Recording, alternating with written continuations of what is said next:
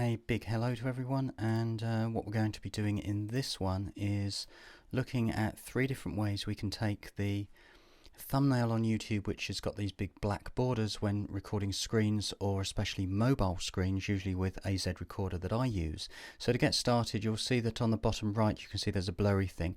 Now what I'm going to do is show you 3 ways as fast as possible, one using Sony Vegas, one Google Drawings, and the other Picasa. And you can see that I've taken the identical slide, blurred it out on the back and blown it up a bit. So to get started, I think it was the Sony Vegas version. So to go in here, if you are a Sony Vegas user, then place your video over the top on a timeline, and then look at the pan and cropping. And what we've done here is we have just gone in and made it look like it is cut into the sides. And that is it. If you're a Sony Vegas user, you'll probably know how to do this bit already. So in other words, it makes the transparent right and left.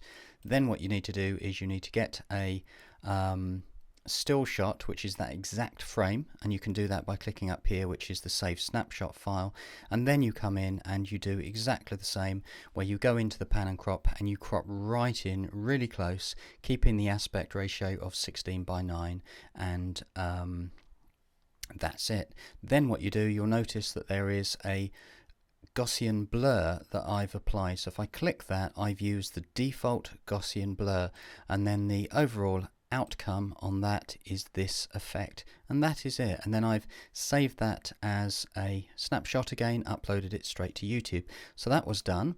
The next version, I think we're looking at the Google Drawings version. Now what we've done here is just compared on the left hand side the 3 versions. You'll notice it's quite a heavy Gaussian blur here on the left, which was the Sony Vegas. The one on the right I'm coming to, which is Google Picasa, the one in the center. So all I've done here is exactly the same thing, used Google Picasa or anything else for that matter to crop the image.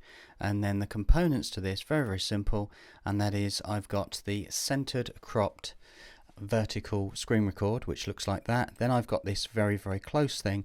Now Google Drawings does not do the blurring bit, so what I've done is I've moved into using I'll just look at the properties of this, a single color.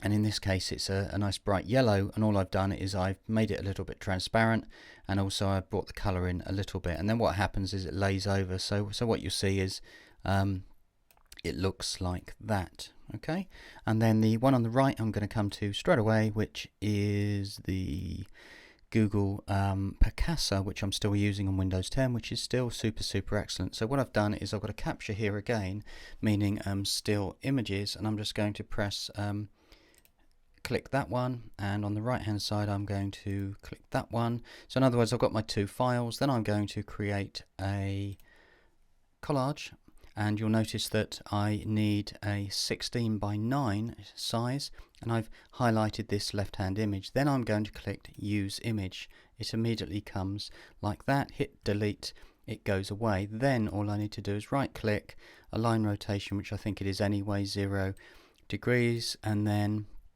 vertical, and then just stick it in somewhere like that, which will be quite nice. That looks good, and then we can create the collage. After that, you might want to do just a tiny bit of dusting up, and you'll see that by looking into the fill light and highlights. And what I normally do is I bring the highlights just up a little bit, and I bring the shadows just a little bit down. You can actually bring a tiny bit of fill if you want.